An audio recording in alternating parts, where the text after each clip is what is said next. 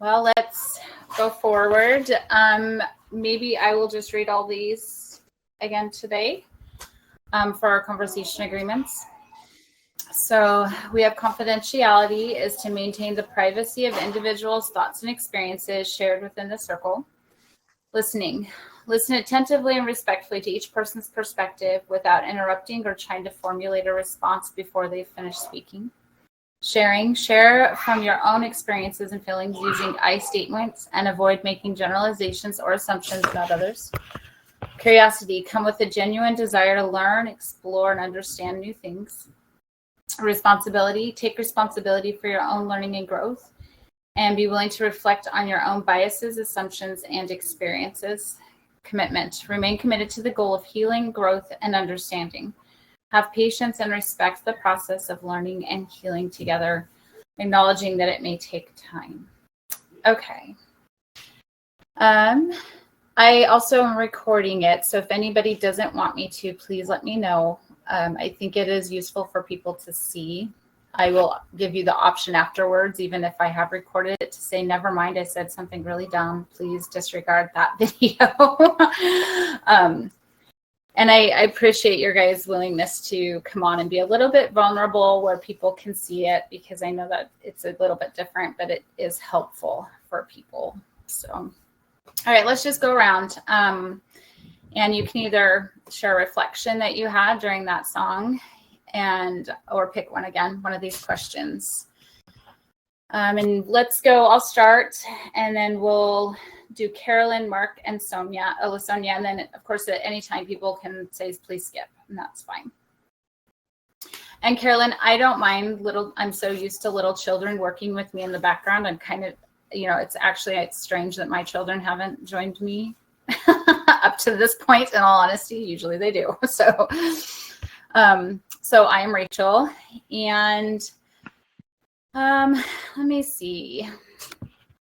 Maybe I'll talk about how I want to envision this moving, and shaping these discussions, shaping the community moving forward, because I think I've been pondering that since we've been meeting together for a little bit. And I've talked a little bit with a few people. I really would love to see these being utilized, not just here, but with other groups, and people can take this to other spaces and, within their community. If I want to talk on a grand vision, I really would love people to be able to take it, say, to, a Fifth Sunday lesson, or, maybe a Relief Society, get together, or even within, branches and wards that they maybe do for an activity, where maybe they're learning about history or some of these topics. So I'm really hoping I can create these in a way that people feel comfortable being able to use them, that they feel like this is actually, we can do this. We can talk about these things, and we can discuss hard topics without it breaking down. So part of me is exploring this to see if this could be a possibility, because I think we really need to have some way of doing that. So that's my grand vision.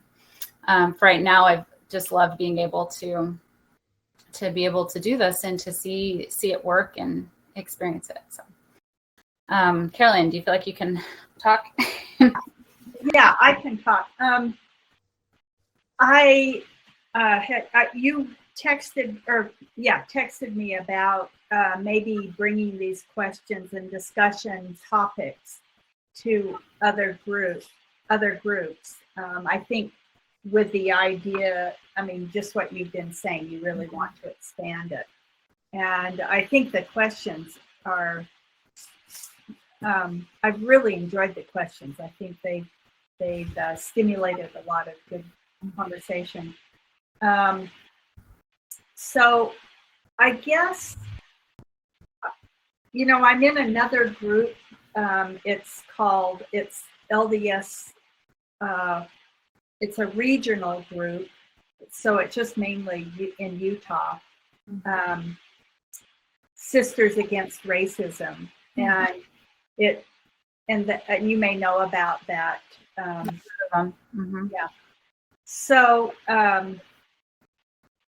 if you are encouraging us to take these questions, I certainly could use some of the questions as we meet in that group also. So Yeah. that would be one way. I don't know about starting another group because, I mean, I think that I would use it in either, be part of this group or that other group, Sisters Against Racism. And we can chat a little bit about it. We can figure logistics and stuff out, but yeah. But I see it as, for me, like a lot of people, when the whole, well, before George Floyd, but that especially just initiated something in me that wanted to learn a lot. And I feel like I've read a ton and have really gained so many insights and gained a lot of humility about not knowing a ton about Black history and the realities. And so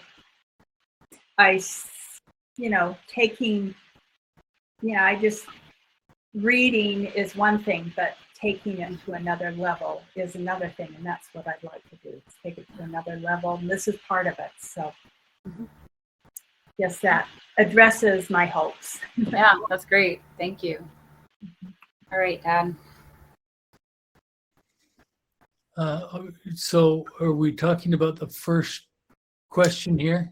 Any of these questions on here that you feel? Well, first of all, I guess my hopes in our discussions here would be to understand, again, like Carolyn mentioned, the Black experience. It seemed foreign to me, yet familiar. I mean, I'd seen, we all have seen experiences and encounters with people from other cultures and other races and other parts of the country, people that are different from us. But the Black experience seems to have a distinctive character to it because they were brought here as slaves. And I think I've come to believe in just our past few discussions that this is not just one of many ways of seeing the world, but it's a pretty important one. Maybe just by accident, to be able to understand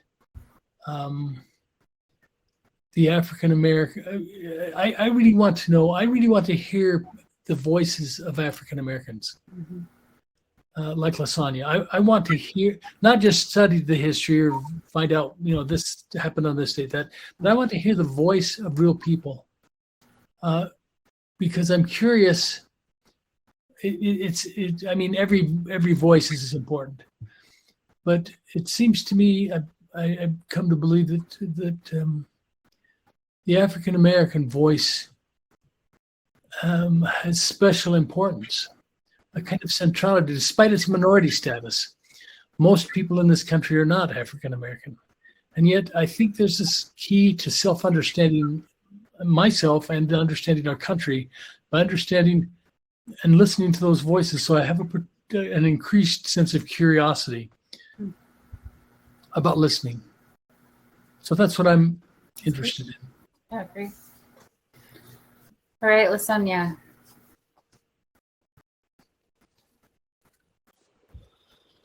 I guess there's been so much that has happened since we last met,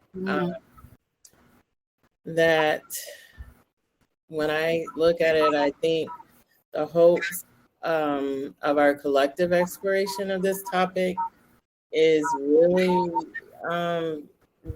trying to understand how we got to this place.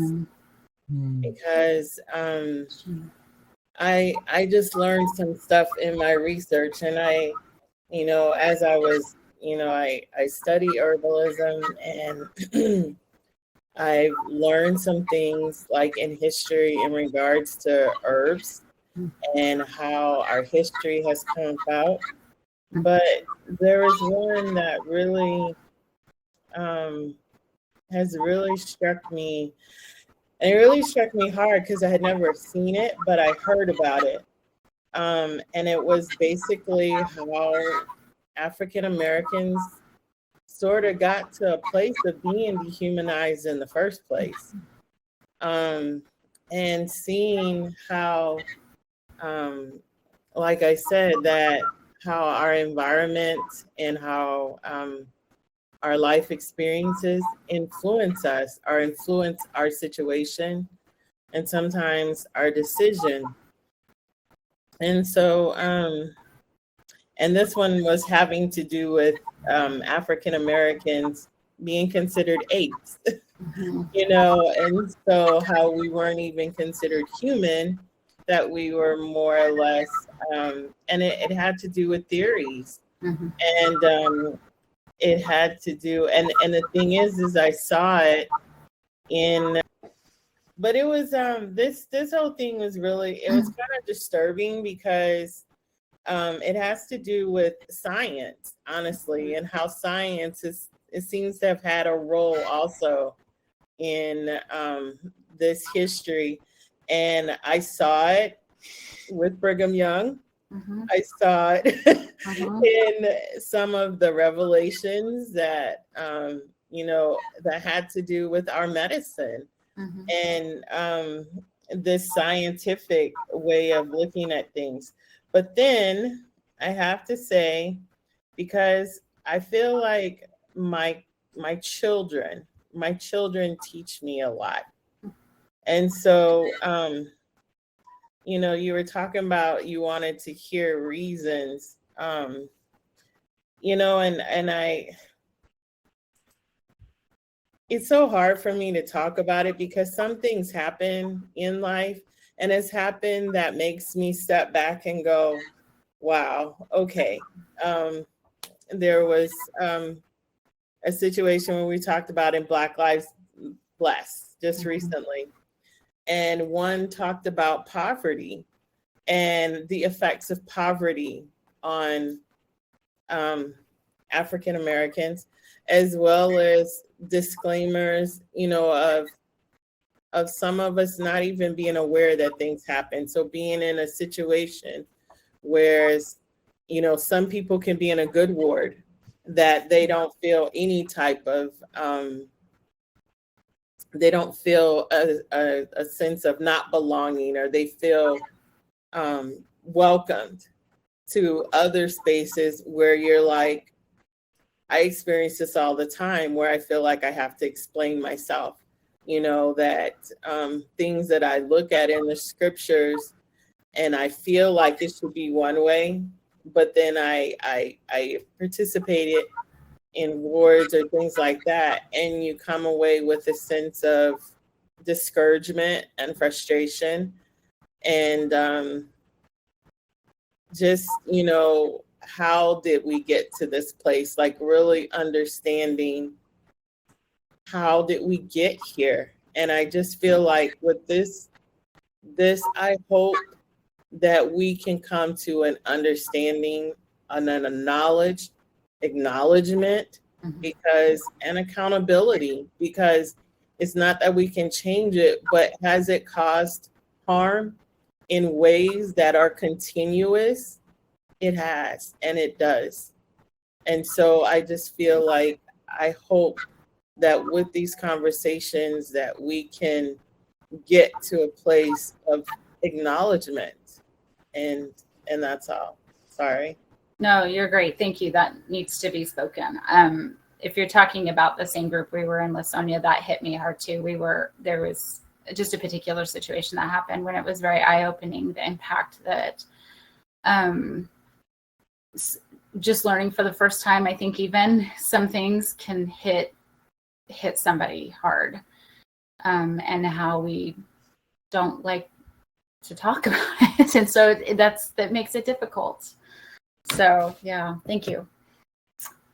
Okay, so this particular topic was connecting to our ancestors. And so I'll go ahead and read this. It says, this is actually from, see at the end of it, did I put in it's Maya Angelou. I'm sure everybody's familiar with her. So she's a great author. just actually an amazing voice, I think, within the African American world. So she says, not enough adults have told you you are all we have. Everything we've done, negative and positive, has been for you. You are all there for us. You're the best we've got, and we need you. Know that you have already been paid for. Whether the ancestors came from Ireland in the 1840s, 1850, trying to escape the potato blight, whether they came from Eastern Europe trying to escape the pogroms, whether they came from Asia in the 1850s to build a country, to build the railroads, and were not allowed legally to bring their mates for 8 decades, whether they came from South America trying to find a better place, a better land, so they could make a better life or better lives for themselves and their progeny, whether they came from Africa, I'm going to cry at this one, lying spoon fashion into filthy hatches of slave ships. They have already paid for you without any chance of ever knowing what your faces would look like, what personalities you would carry, what dreams, what magnificent breakthroughs you would make. You have already been paid for. So in your silence, in your solitude, it is imperative that you know when you face the microscope, which doesn't reveal immediately your request. When you look at the yellow pad, if you're trying to write a piece of poetry, and know that all you've got to do is get some nouns, pronouns, a few adjectives, some adverbs, and so forth, and they won't come together for you. No matter what you do, when you're absolutely alone, go inside yourselves. I encourage you and understand that you have already been loved. And then all you have to do is prepare yourselves. Always prepare yourself so that you can go out and pay for someone who is yet to come. Oh, I knew I was going to cry reading that. I should have had somebody else read it. It made me cry the first time I read it. So, let's just go through these questions here. How do you interpret the idea that your worth has already been paid for by the sacrifices and efforts of those who came before you? How might this perspective influence the way you approach challenges and opportunities? Let me just sit. I'm going to sit for a moment. We can think. If anybody wants to talk right off the bat, go ahead. Otherwise, I'll talk, but I kind of want to sit with this for a moment.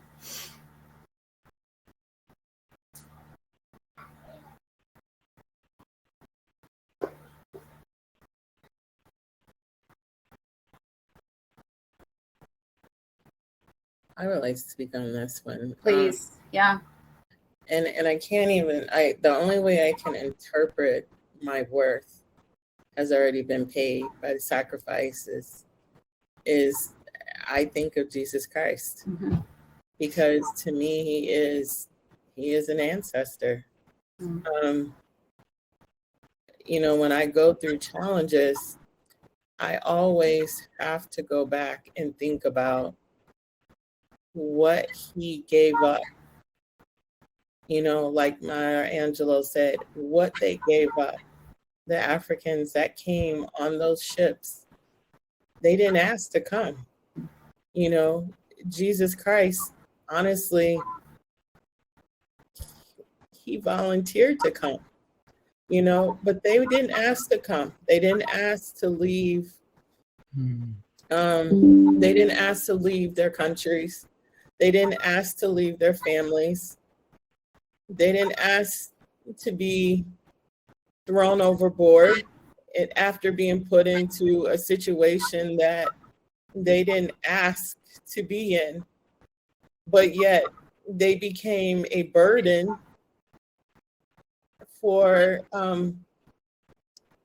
to address other issues here in America that wasn't even there. It wasn't even theirs to begin with. And so when I think about that, I think I'm not in a ship. I'm not laying in my feces. I'm not being raped or abused. I have hard trials and afflictions. They are a part of us. It's our life, it's our learning. And that I have to sometimes think, just because of my understanding of the gospel, that I may have known these things, but I knew that I could be strong enough, and I had to be. I had to be for my kids. You know, I didn't ask for a lot of things that I'm in or situations, but I'm here. And am I gonna roll over and be like, oh, I'm not gonna do this? That doesn't, as my daughter said the other day, mama complaining and crying about it isn't gonna change it. You gotta deal with it. And I look at my kids, and that's what I have. They're my future. They're not even behind me. They're in front of me. And I'm looking at how they're growing. I'm looking at what I have provided, even though I'm not the best, because I fall and I'm weak and I hear about it all the time. But when I see them and I see how they're growing, I can say all these sacrifices, all these efforts are worth it. It's not that I like them, but I've been able to grow from them. And I think that's what is important out of all of that. Thank you. Thank you for your voice.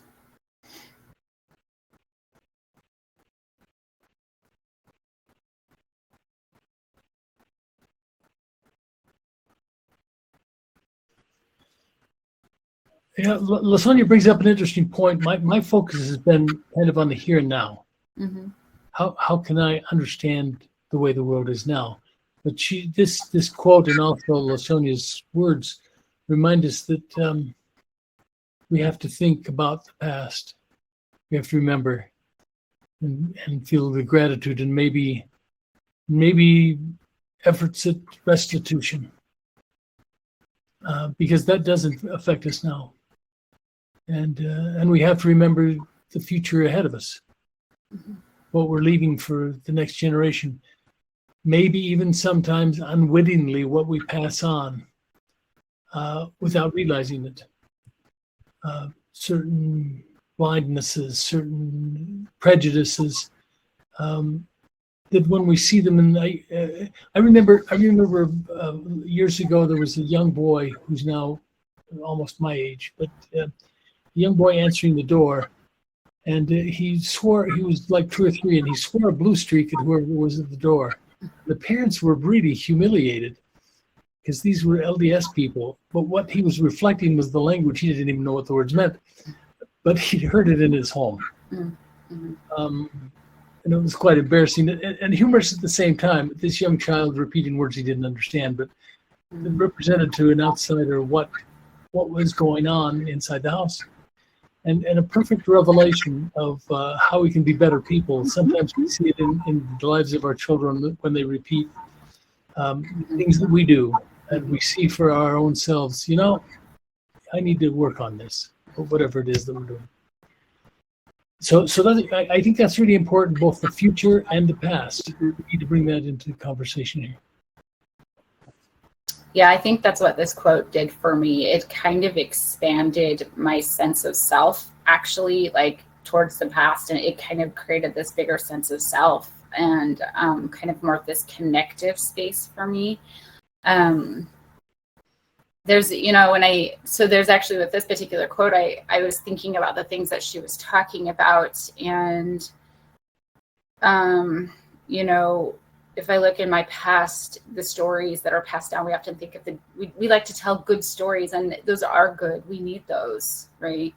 But there's also those yucky stories, those stories when, you know, we don't even know how to connect to that story. And what meaning does that bring? I guess it makes me ponder that. Is there a way I think the way I look at that is, what can I learn from those stories that are painful? And what do I need to change? Because like you said, Dad, we actually do, like, I've been in a similar situation. We don't swear necessarily, but, you know, we do say mean words. And I just remember when my kids were little, and I'd hear like, you're stupid, or you idiot, or whatever come out of their mouth. I'm like, they must hear me saying that, right? Like that must be coming from me somehow. And I tried to think more like, when am I saying this, right?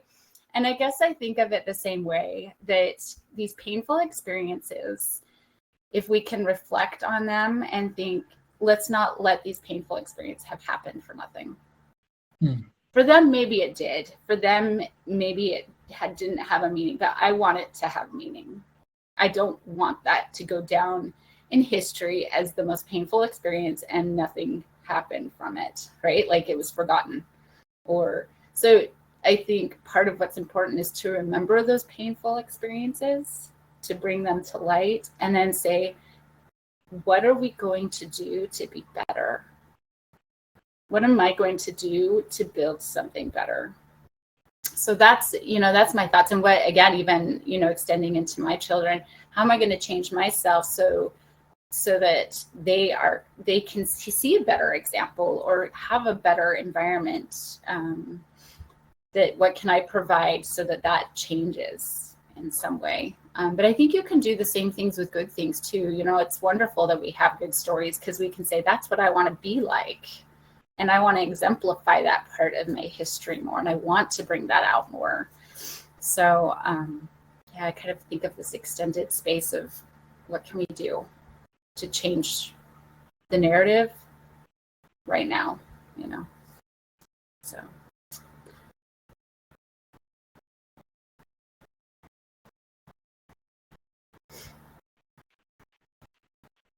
So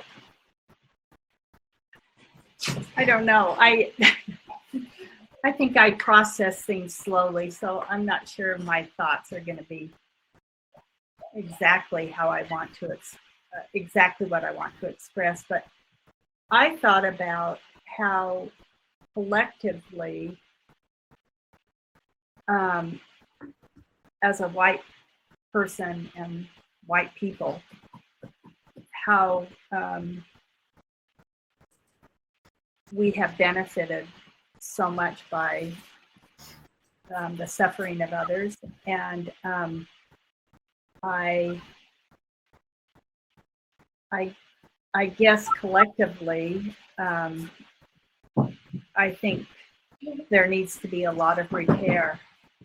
And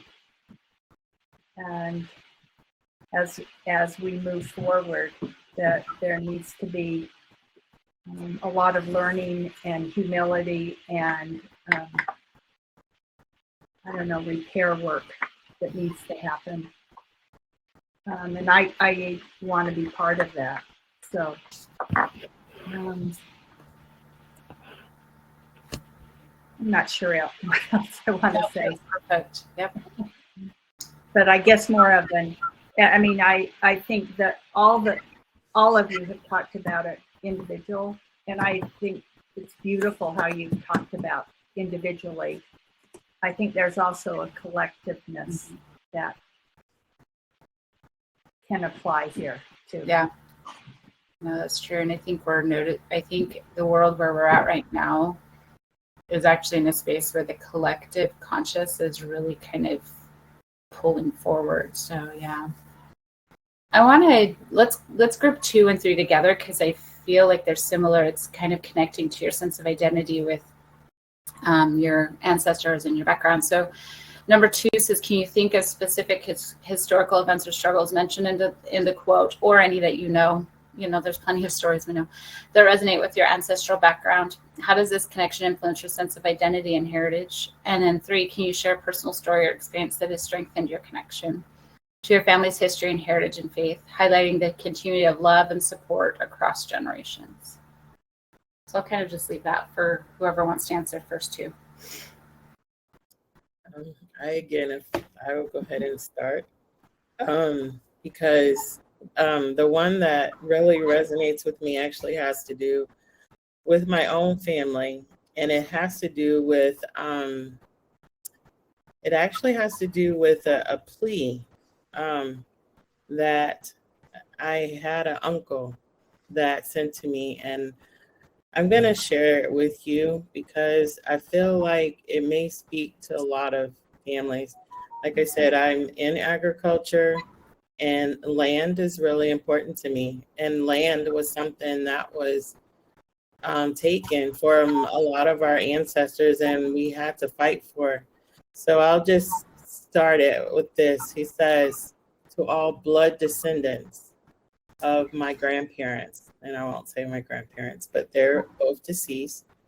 He says, it is my desire to send this to every adult blood descendant of my grandparents. All of you are adults. I cannot tell anyone what to do. I can ask. Please do not fold this up, put it away, or forget about it. I ask all to do what my daughter has done and said to me, Dad, I'm going to laminate this.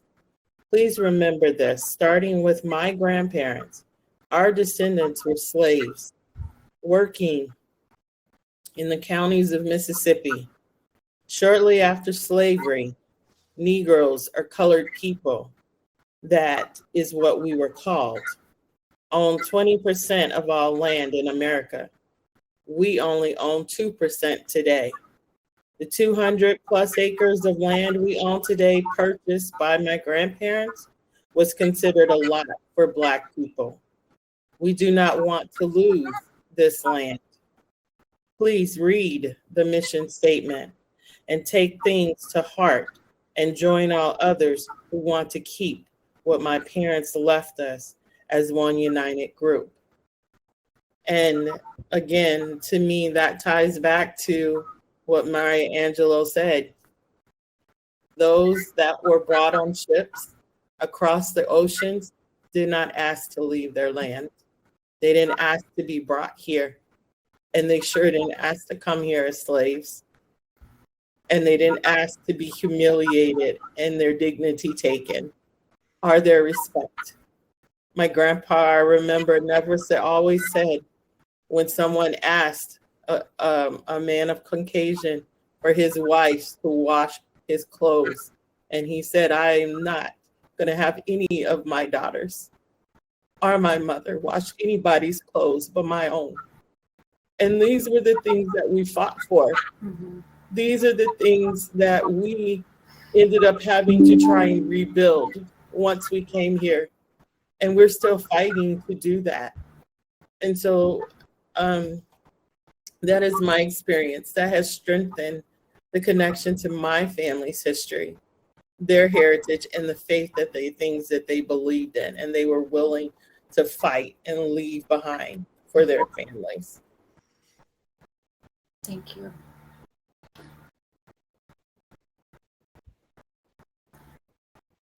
Do you still own that land? Are you the sole owner? No, I'm not. Actually, it belongs to the family. It stays in the family. Mm-hmm. It's a part of the descendants. So yes, we do still own that land. But it's now the grandchildren and mm-hmm. things, because a lot of our my grandparents, my aunt, uncles have just about passed. So now it's passing a generation, mm-hmm. and hoping that we are still as loyal to that and what they fought for, mm-hmm. that we keep it in the family. And what do you grow on the land? We actually grow, right now there's timber. So there's pine. So they do a lot of timber. Hmm.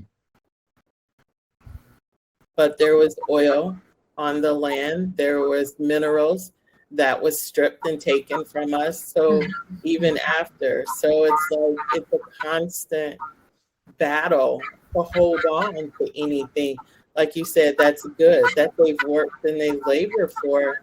We have to fight every single day to hold on to that. Is this going to be sustainable for another generation? Well, you would hope that wood, pine, it's used for timber and things. But of course, right now, you think about the cost of wood and things like that. So is it able to be harvested right now? No, you have to wait, for the time, just like you do corn or any of those other things. And are you planting new seedlings? Yep, they plant new seedlings and they grow and then they harvest when the time is appropriate. Yeah. Okay. That to me is a very powerful story. I think on a, an American historical view, kind of having come from this viewpoint that land has always been like, it's been an important part of our ideology within, the American psyche. And then hearing, this is why actually, Dad, you mentioned how it is important for us to hear these stories, because hearing your story, LaSonia, and how that you have that is very powerful for you too, in a different way. I mean, it may start out similar, but like you said, your ancestry, there was no choice. And so land has a very different significance, similar, but incredibly, I think, very powerful significance to, it sounds to me to the meaning with that. And that's just a very powerful story. So thank you for sharing that. We need these stories. I'm just sitting with that. I'm like, oh my goodness, we need these stories. So thank you. I just can't, I just don't like, we need these stories. I feel like any story I could share, people have heard before, but not entirely, but it's, we just don't hear the same stories. So it's great to have that. And I appreciate you sharing that. I think, I feel like part of this is there's the stories that sit with me are the ones, Dad, actually from grandma. I was abandoned with 2 children and went back to live with Don Carlos Young. And Dad, who was he married to? I want to say the women's names too. Who was it? Louise Tekla Hagman. Louise Tekla Hagman. That's right. That's right. The Hagmans. Her parents were Swedish. Yeah. Yes, they were the Swedish side. But there was it seemed to me when she went back to stay with them, they were very kind to her. Like it created a good environment for her in which to heal. And even just that stuck with me because to know that she was given a healing environment by our family, by her family, because that didn't always happen and it doesn't always happen now. And especially back then when it was really probably a lot of that was not a good situation to be in, and they probably wouldn't, I don't know, but to know that she went back to a nurturing space where she could heal from what happened, that I don't know that she ever really did. But so I don't know, that story had meaning to me, to feel that story and know that within our family that was created for her. But then another one with grandma was I was struggling to, I don't know that I was struggling. I was sitting with the question of what do I believe about Joseph Smith? And, there's a lot of stories we could tell with this, but it was something really interesting. And it was more of this, again, a connection to grandma. Nancy actually found this in her closet. And I remember asking, I don't remember where this question came up, but Nancy was like, I have a letter for you. I found it in my closet. So she sent it to me, and it was from my grandma who'd passed away, and she'd written it to me. And I think it was one of my cousins, and it was her testimony of Joseph Smith that she had written when I was little, and it was addressed to me. and so my aunt was like, here you go. And, there's a lot of things that I ponder about with that, but even just this thought that my grandma, when I was a little girl, sat and thought, I want to share this with my granddaughter. And, that she mentioned me specifically in this experience and wrote it down. And years later, I was given it, and it's those little experiences to me that have had a lot of meaning for me. The little moments when I think my family is thinking of me. My family has me in their hearts.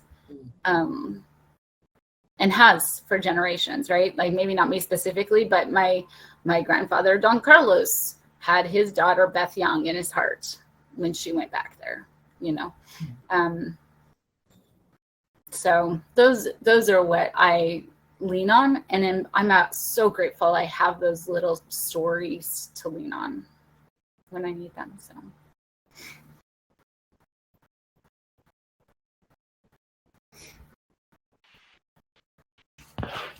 Um, I think I'm going to pass on this one. I've got my granddaughter doing all sorts of things. You should see You're my fine. husband. I I may understand. have to back out, and it isn't, I mean, boy, I hold very sacred what all of you have said, and backing out seems like it's dissing you a little bit. And boy, that's not the intention.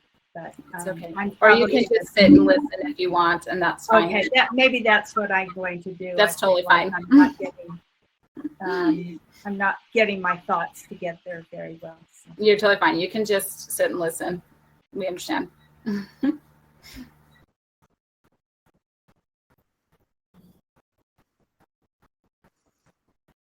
I think of a lot of stories. I kind of live in some respect in the past because I feel like I'm living out the lives of the people that started, living out their dreams, living out their hopes. And the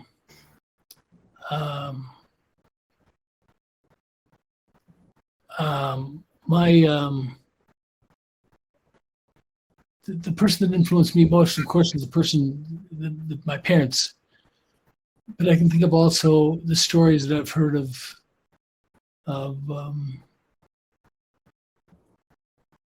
remarkable events in the past lives of my ancestors. One in particular, my hero, and I wrote an essay in high school. My hero, they wanted us to write about our hero. And I wrote an essay about my dad. And his family meant more to him than anything else. He would get up to bear his testimony, and he was a very flamboyant speaker, and he was a big man, 6'4", played basketball and football at the university. And but all of a sudden he'd hit the end of his testimony and he'd stop and choke up because he wanted to thank his family. That was the most important thing to him. So he'd have to stop and say, it's time to talk about basketball. His testimony. He couldn't talk about his family. It meant too much to him. He used to go around the country visiting cousins that never knew who he was just to get to know them. And they'd sometimes wonder, he had a job. He was an engineer. He had a job he had to do in Oregon or Washington. And he'd look up people and say, I'm your second cousin. Let me tell you the stories of our family. We need to get to know each other. And he'd take them out to dinner.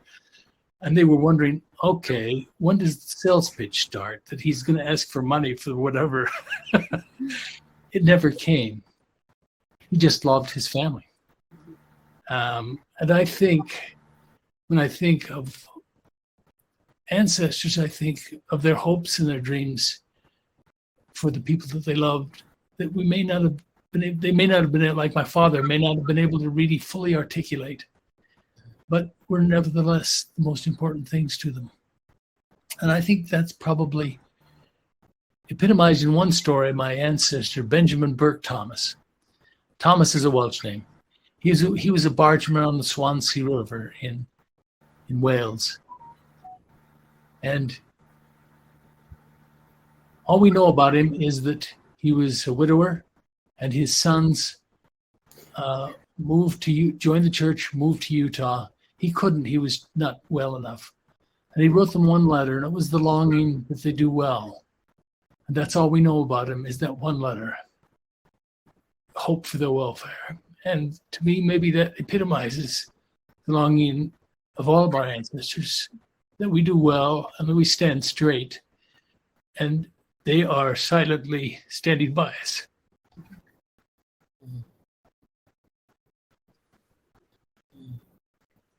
Thank you.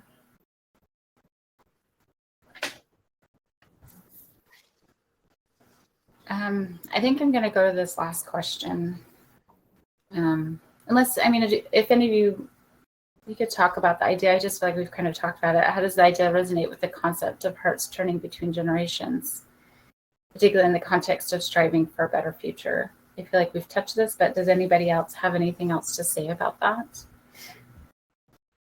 What question were we at? So on number 4, so I didn't read the whole thing. It says, reflect on the notion that you are all we have and that everything done by previous generations has been for the sake of the younger ones. How does this idea resonate with the concept of hearts turning between generations, particularly in the context of striving for a better future? I could speak on. Yes, Are we please. supposed to speak on that? Yeah, you can. Go ahead. Yeah. Okay. I don't know why I feel, since you're speaking so much about generations, Mhm. I found I didn't realize how important it was, but when this was sent to us, like I was saying, my grandparents, it was like a mission statement. But the historical, you asked a question earlier, Mark. You said about the land. And it was like, in accordance with the wishes of our grandparents, the land they bought is never to be sold or divided.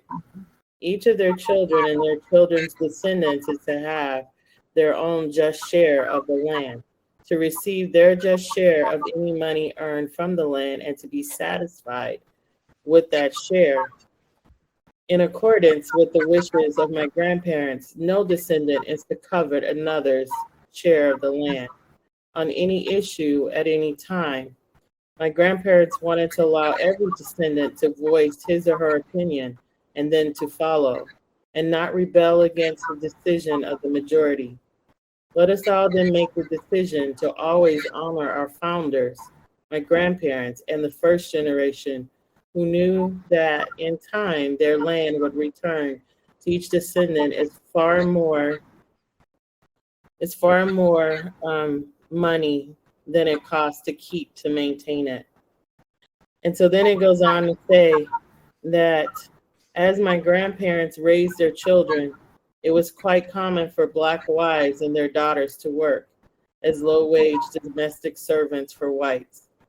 As a testament to my grandparents' fortitude, independence, and strong desire to be free, they never allowed any of their children to work any place except on the land they owned and the farm they created on that land. My grandfather often spoke of one of our relatives who once told of a white man and asked him to let, and that was the part I was saying. But it went on to say that my grandparents, they had like 15 of us, 15 and he says with 13 children who lived to adulthood, who had children of their own, my grandparents will, and through the years, produce many, many descendants, which will make keeping the land in this family with each new generation increasingly difficult. And so as I think about all of that, and I think about the past that I've led, my father was into agriculture, raising insects. And if anybody, he didn't raise them, but he worked for the USDA, and his thing was protecting the US, from all of that. And here I am, and I admit my age at 52 years old. If somebody would have told me that I would be doing some of the things just a little opposite of my dad, that if I knew I would love the land as much as I do and I care about it, that my grandparents and my father and my mother and each of their things that they left behind, if anyone would have told me I would be here teaching, doing this today, I'd have been like, you must be joking. I was in computers. I'm now not in computers. I love the land, and I feel like this that was written after my grandparents has what's given me, it's like that in my bones, in me, that I want to carry as much as I can, that work. My grandmother told me, she always used to tell me when things got bad, because I was a teenage mother at 15, and I could have went all kind of ways. But my grandma told me, she said, baby, don't you be like a pig and waddle in the mud. You pick yourself up, you dust yourself off, and you keep moving. And that's in spite of everything. And so that is what I feel reflects everything that my generation left behind for the sake of us. So sorry I speak a lot, but this just really speaks to my heart. No, that's a beautiful story. It truly, truly is. And I think honestly goes very well with this conversation. So no, I appreciate you sharing. And what I get out of this, what I've gotten from this conversation today is, I think this has been very helpful for me, and I hope hopefully for you, but that it's not enough. That 4 people should, and 5 with my sister, be able to speak and grow and learn. That we owe it to our ancestors to speak out, to say something in the name of Brigham Young, to apologize for what he did. I think he would have been disappointed if we do anything less. He was a hard man, but he would have said, I made a mistake. You need to help me apologize. You need to help rectify this. The hidden sufferings and the hidden problems that we face in this country, we need to make better. Not only ourselves through talking and learning and growing, but actually making a public gesture. Yeah.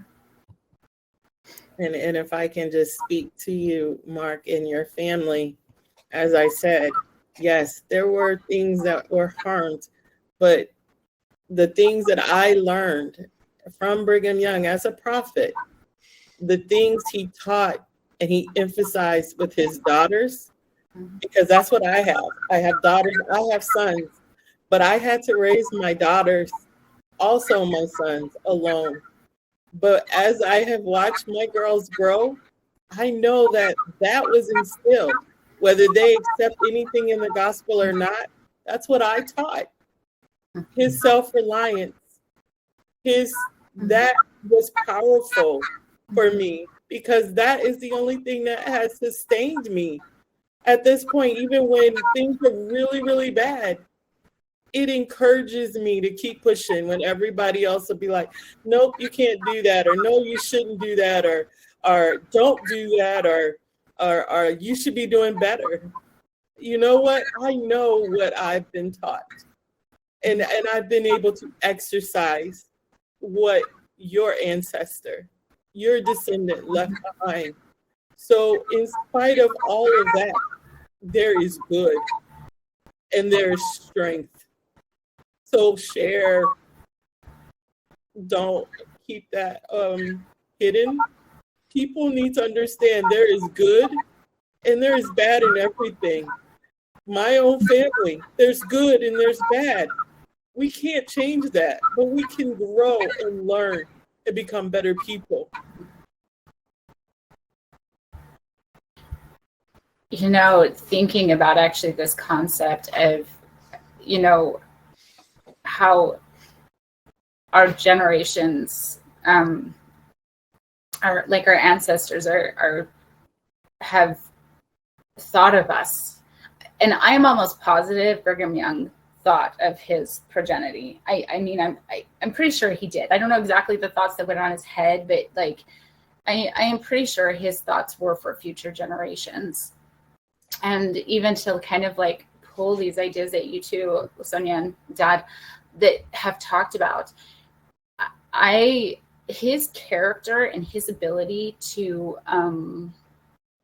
get things done, actually, and to really, like you were saying with Sonia, that ability to, you know, we're going to move into the wilderness. We're going to build a city.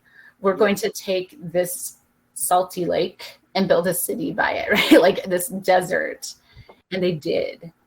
Like, I honestly look at Brigham Young and said, he did that. I mean, the people did that, but as his leader, you know, and the things that came from that were good and bad. Like there was a lot of good. And I look at what happened is very good. And some of the things is very bad. And as you mentioned, Dad, I actually feel like he would want us to fix this. I really do. Like I have really felt that. And I feel that same sense of like, okay, we're in the desert, guys. Let's build this city. Come on. I feel that same sense from him of, okay, this is a mess. I made a mess. We've continued to make a mess. We're going to fix this. This needs to be fixed. Like, I feel that same sense of like, okay, here's the desert and we're going to build a city out of it. Zion is going to be built. Like, and so when we talk about the concept of generations, I feel that. I feel that strength in him, knowing that he also caused part of the problem, quite a bit. So, but there's a strength in his character that also pushed things forward. See, I think he was born in 1804, if I'm not mistaken. He was a year older than Joseph Smith, which would make this coming year 125th anniversary of his birth. Oh. A time to celebrate who he was and to move forward with something even better. Yes. Well, even of Zion, he was building Zion, and that's what we're trying to do now. So Carolyn, go ahead. Oh, I just, I've been thinking as we've been talking, You're fine. I'm gonna be interrupted. So, I'm probably going to have to sign off now. Bill, let me see if I can close it. It's fine. But the generations beyond Brigham Young, I have a story, and I don't know, it's my great, maybe 4 great grandfathers. His name was George Buchanan also, and he was it's really hard to admit this, but he was a captain of a slave ship. And when we were growing up, he was kind of idolized. They'd call him Captain Cannon, and the kids would dance around and just had no clue, myself included, what that actually meant. And I do feel like that through the generations, he was actually killed in a mutiny. So I don't think he had the opportunity to redeem himself. But I think through the generations, those that even joined the church, that was part of the redemption of Captain Cannon, who did terrible things. And I feel like I'm part of that redemption too. And it's interesting. My grandfather, Don Carlos Young, his brother was Cannon Young. Oh yeah, well, I'm sure I've heard the names that you're saying, and I'm sure that we are big time related. He was the architect for the church office building downtown, for the Relief Society building. I mean, I come from a family of architects. His name was Cannon, and why was he named Cannon? Because the Cannons and the Young were very close. Oh yeah. My side of the family really, your ancestors were really good friends. That's why they named him Cannon. Yeah. So, yeah, we'll have to figure that out someday. Yeah. Anyway, I did want to share that story. Thank you. Yeah. I think back on that, and it's Lasagna, your stories are so powerful, and that one is kind of it's a negative story that kind of spurs me on to continue the work of repair and redemption. Yes. That's beautiful. That is a beautiful, I think, way of looking at what needs to happen and what we can do. I mean, it's really I love the fact that our theology can allow us to put words like that to it, right? Like our theology actually allows us to think in terms of ancestry and generations and say, this is a generational work. And we can say that and we have words to express that. So I feel like that's a beautiful way of looking at it. Thank you, everybody. I'm going to sign off, and I appreciate all of you so much. Thank you so much for joining us, and I'll contact you and we'll work something out. Okay, thanks. Yeah, I think too that the beauty of all of that generational is it's not is that we're all older. It's not saying that we participated in any of it. Right. No, we didn't do that, but their experiences, their stories, they either strengthen us or they help push us along. Whereas I want to improve this, I want to change this, I want to, but it's our generation. There's nothing we can do. This isn't about a blame game, Right. or anything like that. This is accountable. This is what happened, and how can we move forward and make a difference today? Because this is about today. Yes, we have to learn from our past, but we need to also grow as well. I like my last question, but I think because we're already moving in this direction, let's go ahead and work on this. So what resonated, personal story that resonated with you, and then what common themes came up? I can say, LaSonia, I really think your story, your family, the connection to the land really struck me, because I actually feel like that is a very American concept. Maybe not just American, but it is, right? We have a deep connection to the idea that I think there's good and bad ways to actually talk about that connection. But there's very positive ways to talk about a connection to the land too. And I think that's kind of a deeply held American value. And I loved being able to extend that in your story, to extend my view of what that means to people, because yours is a similar yet very different idea of what the meaning of the land is. And this just makes me think even more, we need to get more stories. So I even think, gosh, what would Native Americans say, right? That would be a whole other story about what the land means and the significance of land. So I even think that concept alone really, and I'm even thinking, I will go back and read my scriptures differently now because of that story. That will make me think differently and more expansive than I have before about those meanings and the symbolism in that. So thank you for sharing that. I really, really, truly appreciated that. It's expanded my heart. So thank you.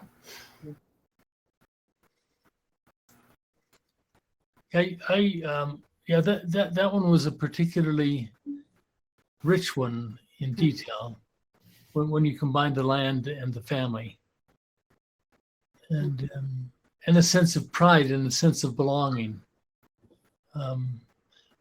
Where was it? It's somewhere in the Old Testament. It says I think it's in Isaiah where it says, "Do not move the ancient boundaries that your fathers set up." In other words, you buy a piece of land, you knock down the borders and subdivide it. There's something okay about that, changing things, but there's something about preserving the land. There's something sacred about land. It's not just a quantity.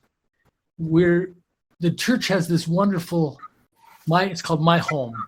This little, it's a minute and a half, a little video where they talk about how this earth is our stewardship. We're not owners. Mm-hmm. We're here, and it's an obligation for us to take care of it.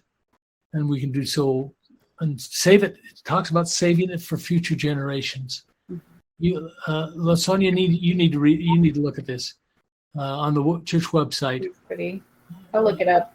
Yeah, My Home. This would really resonate with the land as a sacred obligation to treat the land well, mm-hmm. and not just exploit it for whatever the most money you can get out of it.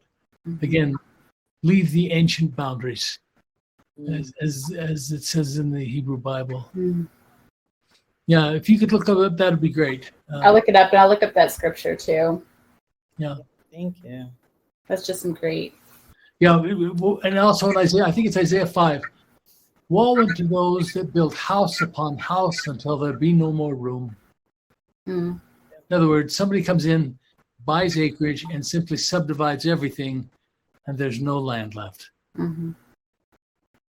I think he was facing the similar circumstance that LaSonia is facing. Mm-hmm. Do we preserve the land in a responsible way, or just simply considered a commodity that you buy and sell, like you buy and sell a hammer or no, it's not the same thing.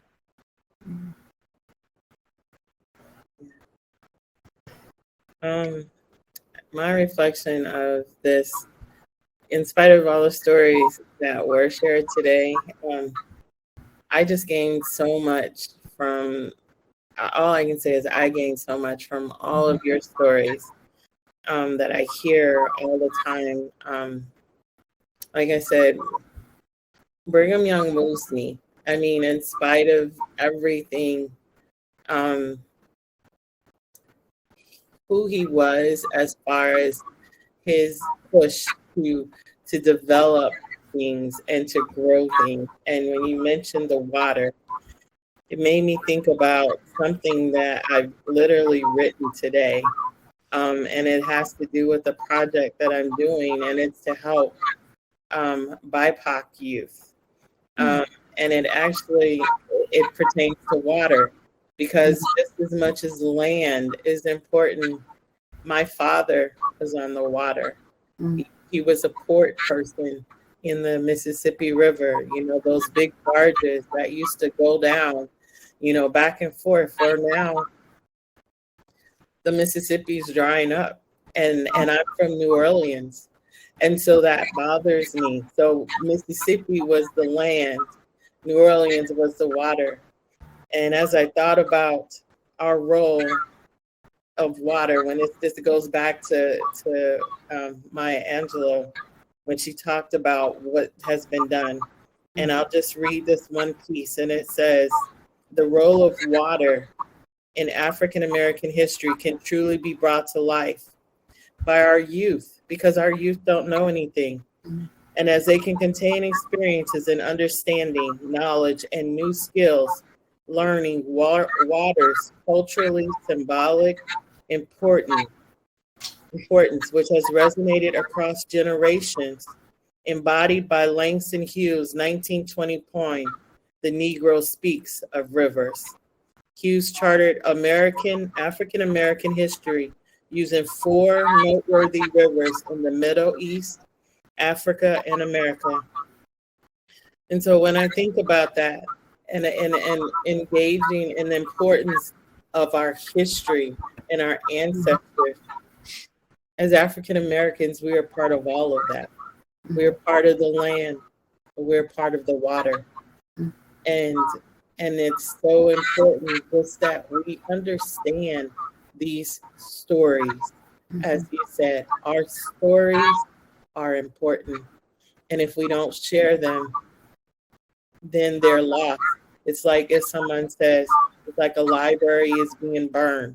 Every time, we leave and we take all of our stories with us, then we don't leave anything behind for the next generation to even reflect upon, or to even be inspired by, or to become a hero. Our ancestors, there's heroes in those stories, things to encourage and push us. And we need that today, because we're losing that. And our young people, and that's just really my focus, is this is for them.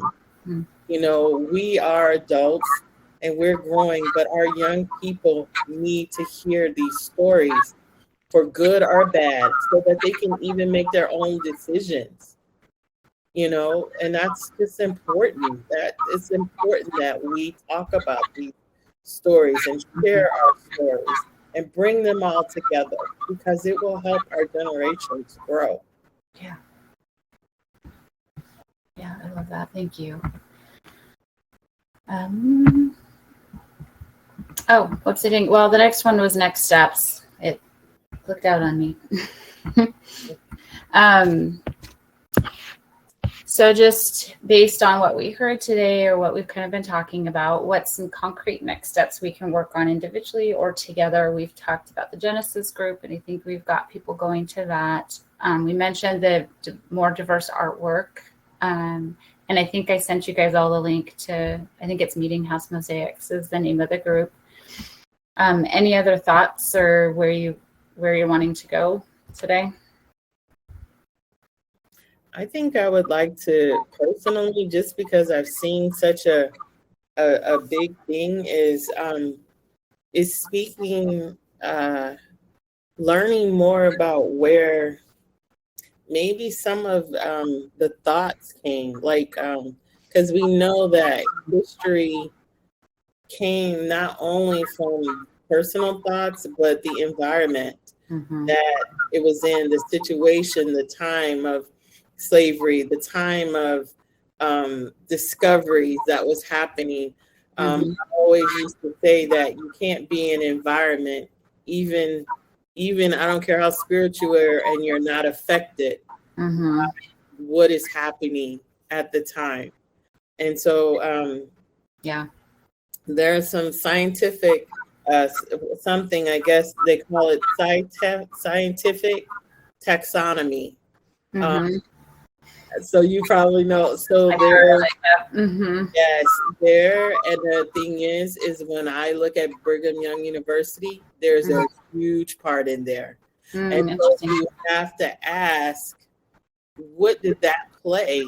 Yeah. Did that play in any thought process? Did that formulate, especially when they talked about interracial marriage? Because what they thought about, you know, how that was all looked. So would really love to hear more about maybe how science maybe played into some of these things, because it apparently was present, very present, and it was in the, you know, because it had to do with botany. It had to do with namings and classifications. And so I think that that's important to maybe look at and really have a conversation as to maybe an influence in, you know, where some of that may have come from. So I have like a lineup of conversations that I plan on doing, but I'm very happy to switch things around. Would you like want to look at something like that next time we meet, or, you know, in the next couple of weeks? Like maybe I could find something that talks about that. Is that something you may want to talk about next time, I guess is what I'm asking? Yeah, I mean, because it kind of falls down that realm. So I would love, just give me a minute though. So you don't have to change up anything, but I just think that may be a really important piece to also. Or maybe if you're studying and learning about it, send me some information or quotes or whatever that I can like think about and kind of come up with a conversation. You a picture. Yeah. That will be a focus. I do know in the back of my head, I'm thinking that actually it did play a role in some of Brigham Young's decisions, particularly as it had to do with mixed race, because I think he literally thought that if there was mixed races, they couldn't have children. Like that was like the end of the line. And so I do think there was a sense of like, this is going to be really bad, right? So I hadn't thought about that, but you may be right in the sense that the way science was teaching things and talking about things that I think it did impact him, because I think it was the mixed race thing that really scared him, that really made him nervous. And the thing is that you have to look at where Joseph Smith was in herbal medicine and how he thought, and it was less than a year. Yeah. That so there's some. So yeah, there's like a huge area of that piece, but send me stuff if you find it, because I will definitely. I'd be happy to structure a conversation around that. I think it'd be interesting. Okay. To do, yeah, and yeah, pictures. I don't know, whatever you come across, I'll see what I can do. Any thoughts, Dad? No, I really don't have any further thoughts. Okay. I think I've kind of said what I wanted to say. Okay. I think, I mean, I said I kind of want to look for ways to extend this group so that other people are able to take this to wherever they're at. I know it's kind of a hard one because it's hard topics, and you kind of have to have probably a facilitator that is comfortable with hard topics. So but I am curious to see how this might look. I also have a lot of thoughts. You know, we've been talking with a group of other people in terms of how we're going to move forward with various things. with this group, and we talked about meeting possibly in July up in Salt Lake.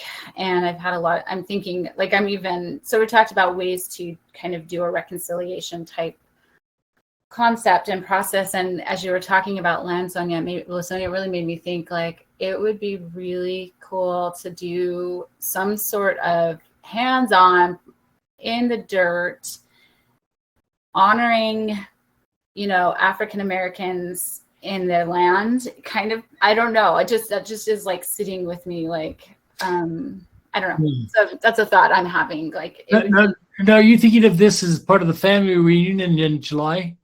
Yeah, the group thing that we were talking. We haven't really fleshed out anything at all, but okay. I'd like to throw out. LaSonia has been such an important part of this group. I mean, she's our kind of eyes and ears into farming and to the land and into how Iowa is doing in football. I can help you with that. Wrong subject. Well, at any rate, what would really be nice, and again, we need to structure this. Wouldn't it be nice? And Carolyn too. I mean, her connection was really interesting. Mm-hmm. If we could somehow raise some money, Sonia, we'd have to see if this works. But what if you were to come out here? Is that something you have the time or interest in doing, and meeting our family? Sure, I'd love to meet your family. Yeah, and we could do some grand, whatever. Whatever. This is all theoretical, and I'm really good at making up grand theories and ideas. Yes, as long as it has balloons and ice cream, I'm for it. That's definitely got to be a part of our family celebration. Yeah. Well, at any rate, if we had some, I'd like, again, I'm in favor of, who was mentioning this? I think both LaSonia and Carolyn, that we need to do something about this. Mm-hmm. We need to make a public statement about this.